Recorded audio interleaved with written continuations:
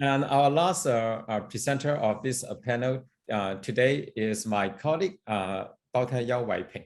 Wai-ping is Associate Professor in the Department of Translation, Interpretation, and Intercultural Studies at HKBU. His research areas are translation studies, adaptation studies, Chinese and Hong Kong literature and cinema. His essays appeared in anthologies such as Chinese Shock of the Anthropocene, the Routledge Handbook of Audiovisual Translation, a companion to Wang Gawei, a companion to translation studies. He's also the translator of Dong Kaizhang's 天公開密，栩栩如真. Okay, so the title of Professor Yau's presentation today is Chinese SF. I think that means Chinese science fiction in the Anthropocene. So let's welcome Yau Wai-ping. Thanks very much, Howard, for the introduction. I've changed the title page slightly to give it a sharper focus. So today I'm going to talk about Chinese science fiction and the Anthropocene. So in this presentation, I plan to look at 3 science fiction works by contemporary Chinese writers from the perspectives of the Anthropocene, understood as a deepening ecological crisis that urges us to understand the close connections between society and ecology, to rethink anthropogenic practices, and to imagine a different future. Special attention will be paid to whether and how this ecological crisis is understood as multifaceted along the lines of social interaction, political economy, capitalist mechanisms, and the interstate system. First of all, I'm going to talk about Liu Cixin's trilogy, Remembrance of the Earth's Past, 地球往事三部曲. And this trilogy, one of the never-ending intergalactic wars, has its origin in China in the 1960s. There, out of despair at the ecological and human deprivation at the height of the Cultural Revolution, a scientist who shares the environmental concerns raised in Rachel Carson's 1962 book, Silent Spring, decides to seek help from an extraterrestrial civilization.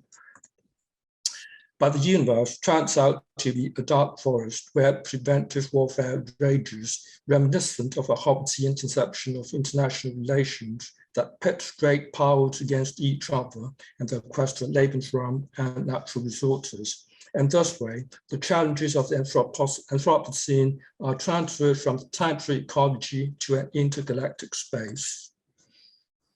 In this enlarged context, civilizations are understood along the lines of the anthropos in the sense used by Chakrabarty, i.e. as a species whose collective action creates an impact that decenters humanity from its dominant narratives about nature and history.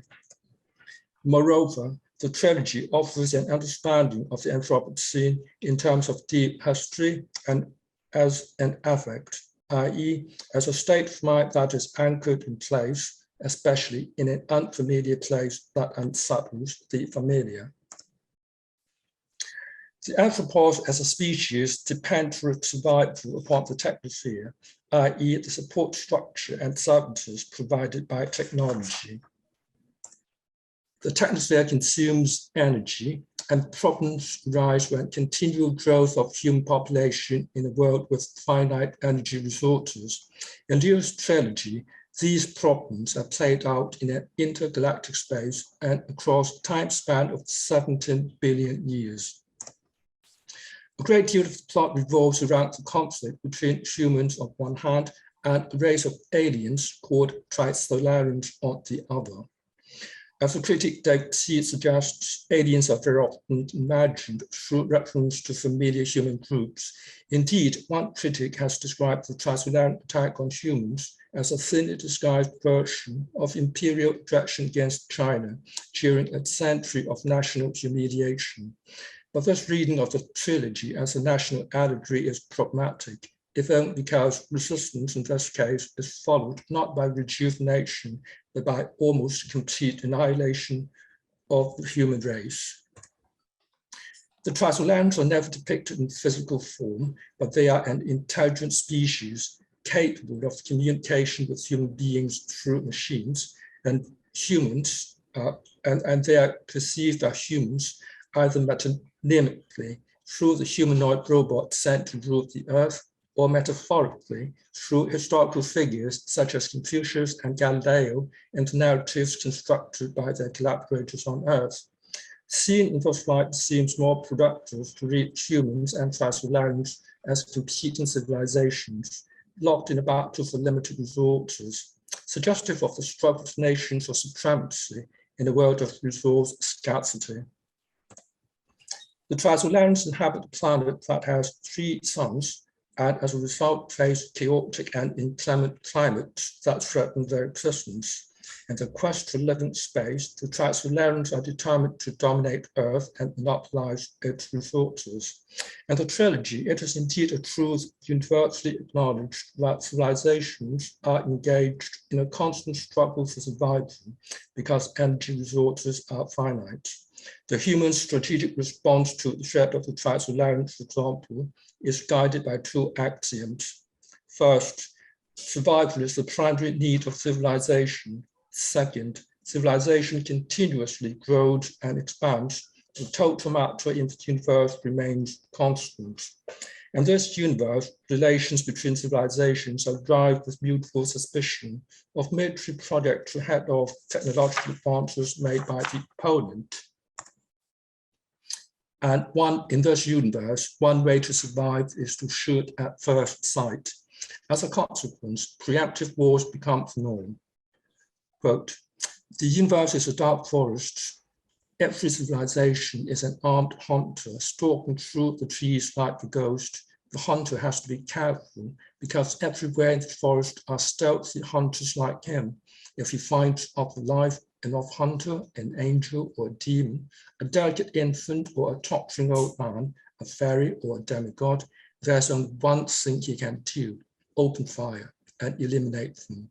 In this forest, held is other people, and eternal threat that any life that exposes its own existence will be swiftly wiped out, end quote.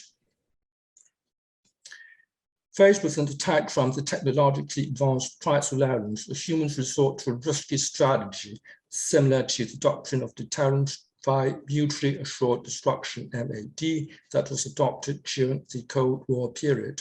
The humans were able to force the Trisolarians into an uneasy truce by threatening to disclose the position of the invaders' home planet Trisolaris to hostile aliens in the dark forest. Such disclosure would also reveal the position of the solar system and ensure its destruction. Eventually, the Trisolarians resumed their attack and colonized Earth. But the renegade human spaceship reveals the position of Trisolaris, and in this way causes its destruction by another race of aliens, meaning that Earth will also be destroyed soon. Most humans emigrate to nearby space cities, purposely built to stand against the imminent attack, but the aliens use a cart-like weapon to compress the whole of the solar system into a 2-dimensional surface. Only 2 humans manage to escape through light-speed travel to a remote planetary system beyond the solar system, there to learn about the true extent of the ecological damage. Prior to the preemptive wars, the universe was in a state of Edenic plus with 10 dimensions at a speed of light close to infinity. From the perspective of the Anthropocene, these attempts to expand and escape extinction in the dark forest can be understood as the collective action of the anthropos that decenters humanity as a species from its narratives about nature and history. At one point in the trilogy, 2 scientists discuss the concept of the intelligent design of life. One of them uses a supercomputer to show that the Earth would be a barren landscape if life had not existed, suggesting that life and the Earth have shaped each other, rather than the Earth being designed to sustain life indefinitely. And the other scientist wonders, is nature really natural? Questions about this interplay between life and environment, as well as about the indeterminacy of their boundaries, are brought to the fore later in the trilogy. After the initial battle with the Trilogy, 2 human spaceships are for a time out of touch with Earth and face the prospect of drifting in space indefinitely. Applying the rule of the dark forest, the crew on one of the spaceships destroyed the other and cannibalized its crew. Back on Earth, the crew are convicted of crimes against humanity. At the trial, the captain of the spaceship testifies. Life reached an evolutionary milestone when it climbed onto land from the ocean, but those first fish that climbed onto land ceased to be fish. Similarly, when humans truly enter space and are freed from the Earth, they cease to be human. So to all of you, I say thus, when you think about heading into outer space without looking back, please reconsider. The cost you must pay is far greater than you could imagine. The implication that boundaries between species and environment are not fixed permanently, but are enacted through practice. This notion of humanity as the anthropos also underlines the understanding of the Anthropocene as an affect, whereas science yields abstract cognitive knowledge about issues such as climate change. Art can help us understand the Anthropocene effectively and attune us imaginatively to its spatial and temporal scales. In Liu's trilogy, this is achieved by means of nova, i.e. the new things that refresh our perception of the familiar.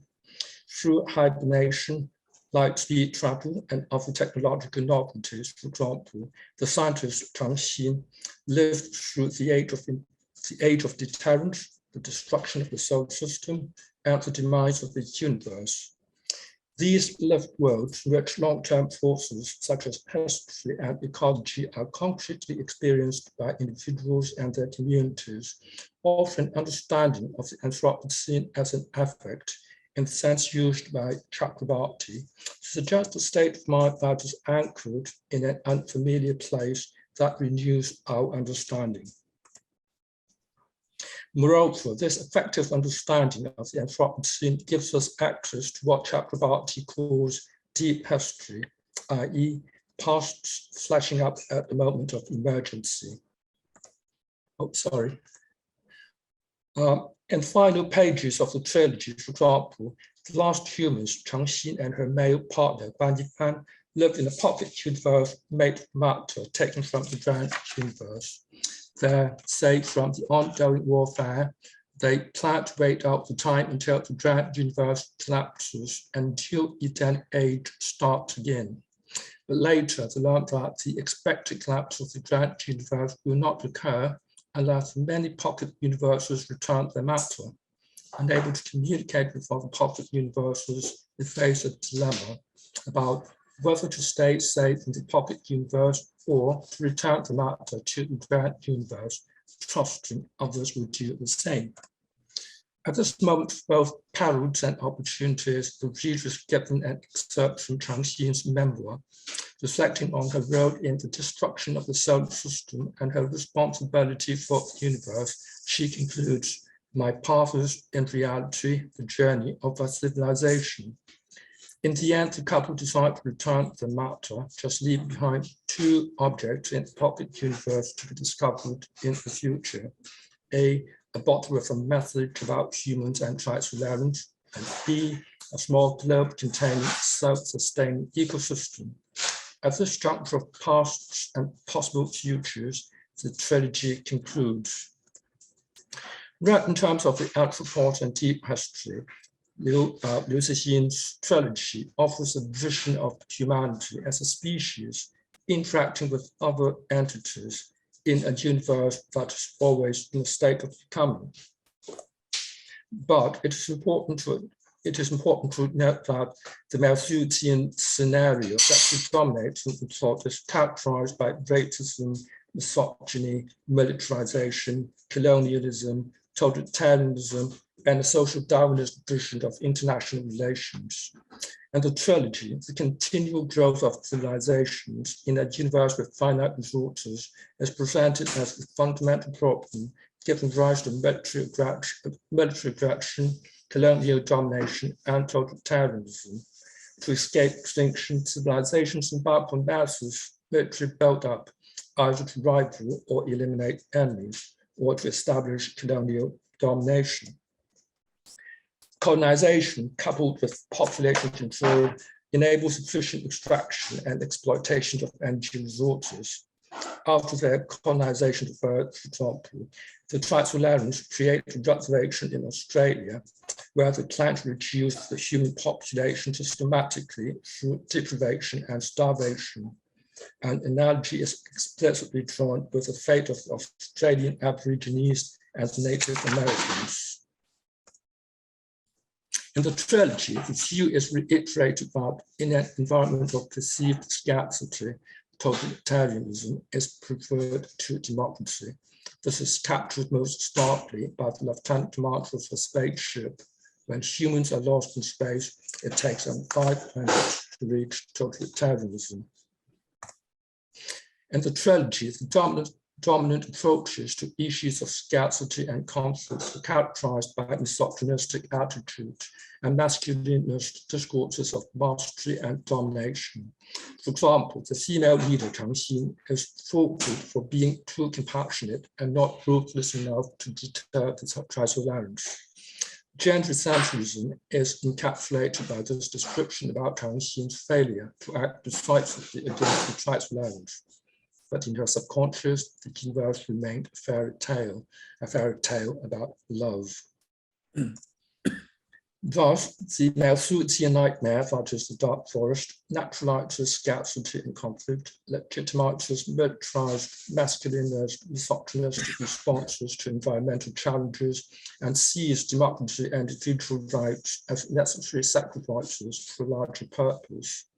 According to the inventor of the dark forest deterrent, the humanistic spirit pioneered by the Renaissance masters has become a stumbling block in the face of the Trisolaran invasion.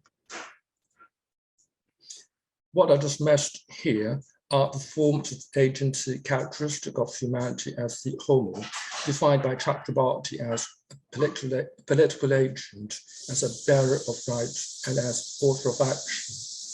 To explore this notion of humanity as the homo, we turn to the work of Hao Jingfang and Chen Qiufan. In Hao Jingfang's 2014 novel Folding Beijing, Georgia, the city folded itself at various intervals. Quote, the folding city was divided into 3 spaces. One side of the earth was the first space, population 5 million. Their allotted time lasted from 6 o'clock in the morning to 6 o'clock the next morning. Then the space went to sleep and the earth slipped. The other side was shared by second space and third space. 25 million people lived in second space, and the allotted time lasted from 6 o'clock on that second day to 10 o'clock at night. 50 million people lived in third space, allotted the time from 10 o'clock at night to 6 o'clock in the morning, at which point first space returned. Time had been carefully divided and parceled out to separate the populations. 5 million enjoyed the use of 24 hours and 75 million enjoyed the next 24 hours. In this way, the folding city provides unequal access to sun, air, space, and other resources for 3 classes: A, the ruling elite, B, the professionals, and C, the workers, who are predominantly engaged in the waste processing industry. As the working class protagonist trespasses the tightly policed boundaries between the different spaces, we get a glimpse of the changing cityscape as a nexus between ecology and capital, between government and international politics. The folding city is, in fact, a product of social, economic, and political conditions in the context of global capitalism, specifically to stay competitive with Europe and America. Beijing's ruling elite forced workers into segregation and repetitive jobs so as to absorb surplus labor and to depress the inflation rate. This is succinctly put by a resident of first space. Quote, the best way to reduce the time a certain portion of the population spends living, and then find ways to keep them busy. Do you get it? Right, shock them into the night. There's another advantage of this approach. The effect of inflation almost can't be felt in the social period. Those who can get loans and afford the interest spend all the money you print. GDP goes up, but cost of basic necessities does not. And most of the people won't even be aware of it. So contrary to Malthusian assumptions, natural resources are not constant, but are rather historically conditioned and socially mediated through the capitalist mode of production. Now, these issues of ecology, economy, and exploitation are further explored in the work of Chen Qiufan. In his 2013 novel, The Wasteland, the female protagonist, Mimi, is a young migrant worker toiling in one of the many e-waste processing plants in Silicon Isle, which is a fictional version of the world's largest e-waste dumping ground at Guiyu in the province of Guangdong. Vulnerable to exploitation, contamination, rape, and other forms of abuse, Mimi and other migrant workers, derisively called waste people by locals, embody literally the toxic consequences of overconsumption under global capitalism. But a neurological virus transmitted through e-waste turns Mimi into a cyborg that leads to rebellion against the exploited plant owners. Now, this is a very significant feature of the work, but it is important to note that while this hybrid form of agency is potentially communal and subversive of the status quo, there's no seamless integration of human and technology. In fact, Mimi is split between two selves engaged in an ongoing dialogue. Quote, what you, she, Mimi, squeezed out the questions that have been plaguing her all this time. A nuclear explosion that has been slowed a million times, a byproduct of billions of years of convergent evolution, your second personality in life insurance, the free world that emerges from quantum decoherence. I'm accidental, I'm inevitable, I'm a new era, I'm the master and the slave, I'm the huntress and the prey. The other Mimi laughs sound colder than ice, I'm only a beginning, end quote. So conjunction of contradictions at once perilous and promising. Technology has no predetermined outcome, which returns us to the open question about the ramifications of the technosphere in the age of the Anthropocene. In conclusion, by examining the work of Liu Cixin, Hao Jingfang, and Chen Qiufan, I hope to have shown some of the ways in which Chinese fiction has responded to important issues of the Anthropocene. Thank you.